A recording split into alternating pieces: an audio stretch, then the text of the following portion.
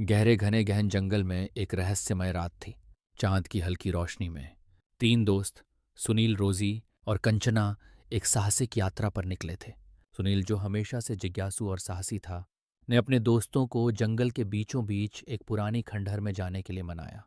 रोजी ने उन्हें प्रोत्साहित किया। जंगल में घुसते ही, जो थोड़ी डरपोक थी, लेकिन सुनील की बातों में आकर चल पड़ी।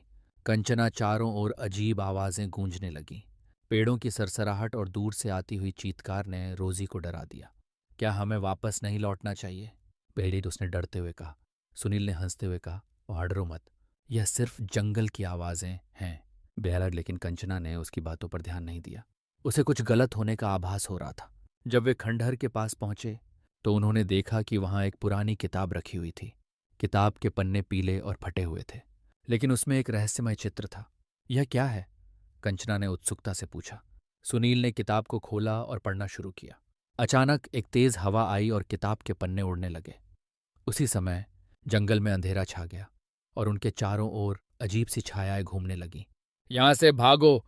सुनील ने चिल्लाया, लेकिन रोजी, जो डर के मारे हिल नहीं पाई, वहीं खड़ी रही। कंचना ने उसे खींच लिया और वे भागने लगे, लेकिन जंगल का रास्ता जैसे बदल गया था।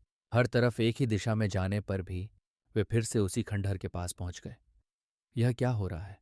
एक भयावह आवाज गूंज उठी। "तुमने मेरी किताब छेड़ी है।" मेरी तीनों दोस्तों ने देखा कि एक अंधेरा साया उनके सामने खड़ा था। वही एक पुराना आत्मा था, जो अपनी खोई हुई किताब के लिए भटक रहा था। सुनील ने साहस जुटाकर कहा, हमने जानबूझकर तुम्हारी किताब को नहीं छेड़ा। हम केवल इसे पढ़ना चाहते थे।" पहली आत्मा ने उन्हें घूरते हुए कहा, अगर तुम मेरी किताब को वापस करोगे तो मैं तुम्हें जाने दूंगा।" डरकंचना ने तुरंत किताब को आत्मा की ओर बढ़ाया। आत्मा ने किताब को लेकर एक गहरी सांस ली और कहा, "तुम्हारी साहसिकता और ईमानदारी ने तुम्हें बचा लिया। अब जाओ और इस जंगल से बाहर निकलो।" बेली, अचानक जंगल की अंधेरी धुंध छट गई और तीनों दोस्तों ने राहत की सांस ली। वे भागते हुए जंगल से बाहर निकले और पीछे मुड़कर देखा तो खंडहर और आत्मा दोनों ही गायब हो चुके थे। उस रात की घटना ने उन्हें एक नई समझ दी थी। कभी कभी डर का सामना करना ही सबसे बड़ा साहस होता है।